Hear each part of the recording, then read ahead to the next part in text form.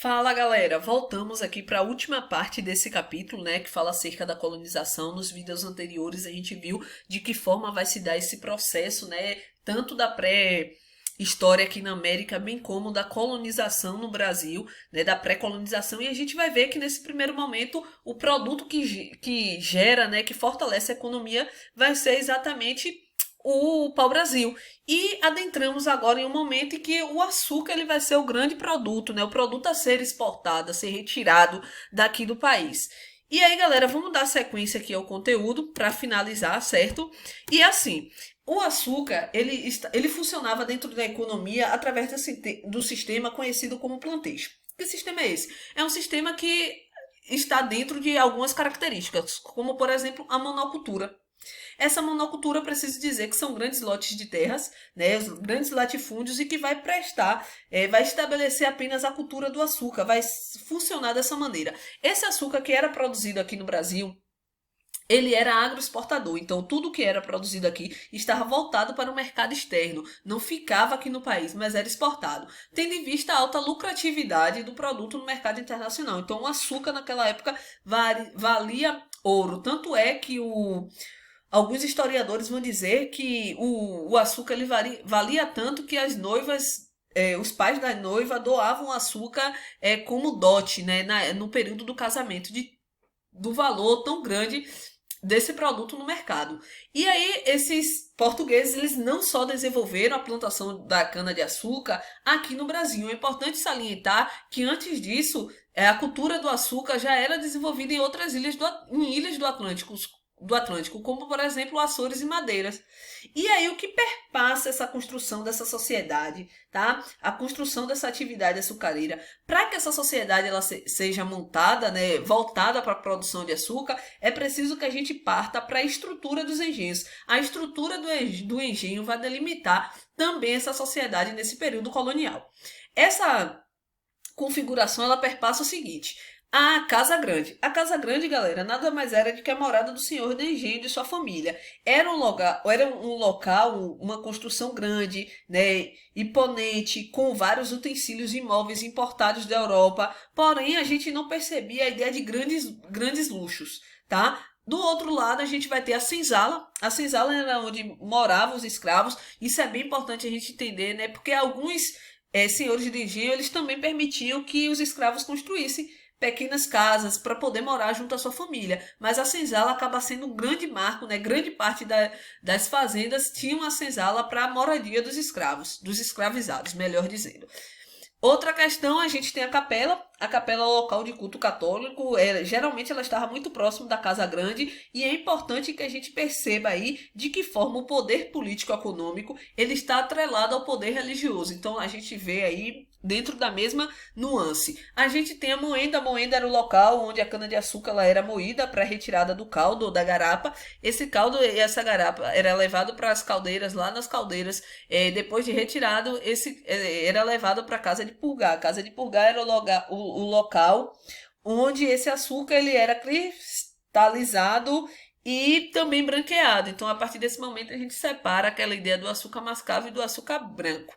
A sociedade, ela era entendida como uma sociedade patriarcal, né? A ideia de um pai, a ideia do homem dominando. A gente tem uma sociedade rural, escravista, monogâmica, percebo monogâmica aí, entre aspas, tendo em vista que a gente conhece e era muito comum, infelizmente, as relações entre o senhor de engenho e as escravas, e isso gerava uma miscigenação muito grande. Então por isso que eu coloquei monogâmica ali, mas também coloquei uma sociedade miscigenada, e também falo de uma sociedade católica. Apesar de ser uma sociedade pautada na monocultura, é importante a gente entender que existiam as brechas camponesas, que eram exatamente aqueles territórios reservados, né, para que os escravos pudessem produzir os itens de subsistência, o milho, a mandioca, tá? E isso aí, por conta disso, eu tratei de falar da policultura. Apesar de ser um governo, apesar de ser uma sociedade pautada na monocultura, plantada na produção do açúcar, a brecha camponesa existia aí para que esses escravos pudessem produzir os itens de subsistência, não para eles em si, mas para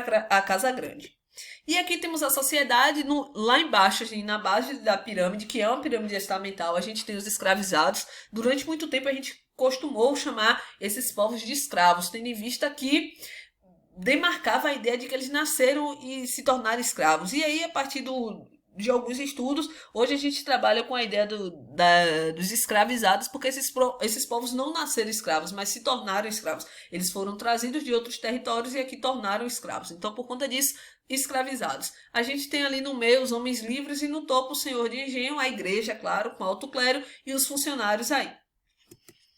E aí a gente pergunta, mas por que negros africanos? Ah, porque o indígena ele era preguiçoso. A gente já percebeu nos vídeos anteriores que na verdade não era isso, né? Os indígenas contou com o apoio aí dos jesuítas, digamos assim, apoio, e também os indígenas, além desse apoio dos jesuítas, eles resistiram. Então, por conta disso, a escravidão indígena ela não veio a fecundar. E tem um valor que é extremamente importantíssimo para a gente entender, porque nenhuma dessas justificativas funcionam tanto quando a gente diz o seguinte, olha, além de tudo isso, por que trazer a mão de obra africana? Galera, gravem sempre essa palavra, porque era rentável. Era rentável tirar os negros de lá do seu território e trazer para cá. O comércio africano gerava muito lucro. Então, por conta disso, trazer africanos para o Brasil e escravizá-los era uma das formas de enriquecer no período. Então, por conta disso, não vamos escravizar indígenas e vamos escravizar os negros africanos, porque os negros africanos é uma possibilidade de enriquecimento, é uma possibilidade de lucratividade. Outra coisa é que estaremos fazendo favor para esses negros, né, pobres coitados que estavam lá, né, na África, cultuando vários deuses, vamos trazer para cá com a ideia de convertê-los ao reino de Deus. Olha, gente, né? Então vamos negar a religião dos negros, trazer para cá, porque eles precisam, assim como os indígenas, ser catequizados, né, serem submetidos ao cristianismo. E aqui tem duas imagens da escravidão que eu acho bem bacana para interpretação, né? Que aí a gente tem uma família de brancos, enquanto dois negros estão ali, né? Trabalhando e temos duas crianças comendo o resto do que sobrou ali, as migalhas que caem da mesa. Na outra imagem que eu também acho muito interessante, a gente tem vários escravos aí, vocês percebem, vários escravizados, vários negros, né? Melhor dizendo. E algumas negras aí, alguns negros aparecem calçados e outros descalços, tá? Então, galera, isso é uma característica social do período. O negro escravo significava dizer que ele era escravizado. Ele não havia conquistado a sua liberdade. Diferente dos negros que usavam sapatos. Negro com sapato significa que ele já tinha alcançado sua alforria e ele já era livre. Então isso é uma demarcação social bem importante. Uma das primeiras coisas que o negro fazia após conquistar a liberdade era comprar um sapato para que ele pudesse dizer, olha, eu sou livre. Tá? Então o sapato é uma marca social aí do período. E a gente tem a ideia do tráfico negreiro como grande marco da vinda desses negros para cá, né? E a partir do século XVI, o que é que acontece? Antes do século XVI já existia diversas brigas, disputas territoriais, disputas culturais das tribos africanas. Entretanto, a partir do século XVI, o que é que aconteceu? O branco europeu, no sentido de escravizá-los, adentrou esses territórios e passou exatamente a lidar com os chefes locais, conversar com os chefes locais e oferecer dinheiro em troca dos prisioneiros de guerra que já existiam antes. E a partir desse momento, esses chefes locais eles passaram a trocar os seus prisioneiros de guerra, ou então eles passavam a sequestrar outros negros para poder trocar por diversas mercadorias como aguardente, quinquilharias e fumo. E aí vem sempre aquela nuance, sempre aquela ideia de que alguém vai dizer, nossa, é negro escravizando negro. Galera, a gente não está falando do negro escravizando o negro, a gente está falando de... Isso já era comum deles, tá? É uma disputa entre tribos. A gente está falando de algo muito maior, que é a partir do momento que o branco vai até a África e ele vai oferecer dinheiro em troca disso aí, em troca da vinda desses negros. Então isso é algo mais... Isso é algo mais profundo, tá? De um conhecimento mais aprofundado. E aí a gente tem o seguinte, após esses negros serem comprados, né, eles são embarcados nos navios negreiros e navios tumbeiros. Dentro desses navios eles são misturados, tá? Para que eles não se relacionem. Então cada comunidade, como a gente tá falando de uma África, de um continente gigantesco, eles vão misturar vários grupos aí e vão trazer. Só para que a gente tenha uma ideia aí, né, o número de negros que chegaram aqui, que foram vendidos para a Europa, eles vão passar de 150 mil cativos em um período de 50 anos, que é de 1450 a 1500. tá? E do século XVI ao século XIX, o tráfico ele vai alcançar a marca de 11 milhões. É muito mais que isso, tá? A gente não tem um número exato. E aí a gente vai provocar um desequilíbrio demográfico muito grande. Por quê? Porque quando os europeus eles chegavam para comprar o negro, eles escolhiam os negros que eles queriam, né? Os homens, os fortes, as mulheres que tinham uma anca larga, porque eles acreditavam que seriam melhores parideiras. Então, eles deixavam para trás os idosos, os deficientes. Então, isso produz um desequilíbrio demográfico muito grande nessas sociedades. E esses povos africanos que chegaram aqui no Brasil, na maioria deles, eles eram bantos, ou seja, vieram da região de Moçambique, Angola e do Congo, e também os sudaneses, da Costa do Marfim, Nigéria e Benin.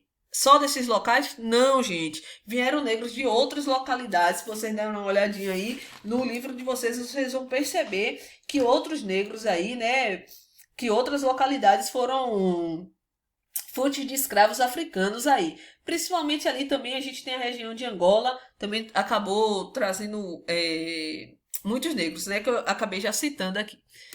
E aí aqui tem uma estimativazinha, só para a gente perceber, de 1531, que é no período colonial, a escravização ela começou a partir daí, de 1531 até 1855, a gente tem essa vasta quantidade de negros escravizados aí. Nos primeiros anos, de 1531 a 1650 mil. Mas a gente chegando aqui a 1801, de 1801 a 1855, a gente vai falar de 1.619.300.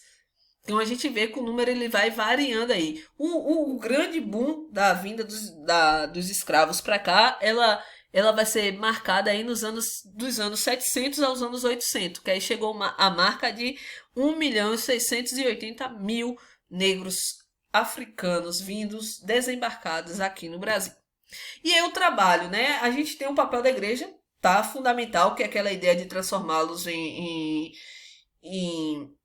cristãos. Então esses africanos eles eram seres que não tinham alma. A África era o inferno e a América o purgatório. Os africanos deveriam se manter fiéis aos seus senhores para que por meio do trabalho pudesse alcançar a redenção. Então quando a gente fala da ideia do trabalho, a gente está falando que o trabalho é uma forma de redenção, né?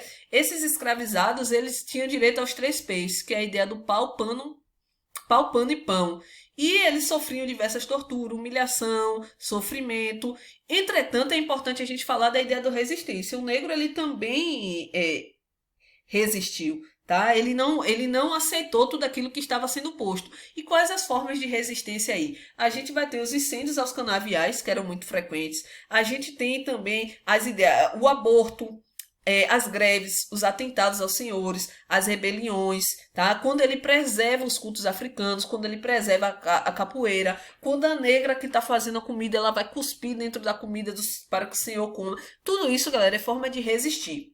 Existiu também uma outra forma de resistência que é chamada de banzo. Banzo é uma espécie de depressão daquele período, tá? É uma moléstia que significa uma saudade da pátria, uma espécie de loucura. Então, por conta disso, muitos negros cometiam suicídio. O suicídio como uma forma de resistir a tudo aquilo que estava sendo colocado para eles. Então, tudo isso aí é forma de resistência. E a forma mais comum aí de resistência, que a gente já conhece, que foram os quilombos, e aí a gente tem quilombo, que vai significar acampamento. Então, na maioria das línguas da língua banto, línguas bantas, o quilombo significa acampamento. E dos quilombos aí, os mais famosos, o mais famoso a gente tem o quilombo de Palmares, que durante muito tempo foi liderado por Zumbi. Entretanto, a gente não pode negar a participação significativa da esposa dele, de Dandara. Tá? Além disso, a gente também pode entender como formas de resistência diversos movimentos que foram constituídos ao longo da nossa história, como por exemplo a Conjuração Baiana. Conjuração Baiana é uma forma de resistência aí grande nesse período. E quando a gente fala aí dos quilombos, a gente está falando que uma série de negros fugiam e iriam morar nesses quilombos, e a partir daí existia também uma série de contatos com as cidades. A gente não pode entender o quilombo como algo isolado. Não, os negros estavam vivendo lá isolado, não. Por que é importante a gente trazer isso aí? Porque, por exemplo, grande parte da farinha que era consumida nesse período era produzida dentro dos quilombos. Então a galera de fato sabia, muitos sabiam que os quilombos existiam, mas não enfrentavam tendo em vista exatamente essa necessidade que o quilombo trazia para a sociedade da época. E aqui eu trago algumas imagens de tortura aí. A primeira eu quero chamar a atenção, já que a gente tem pouco tempo, que é o Pelourinho.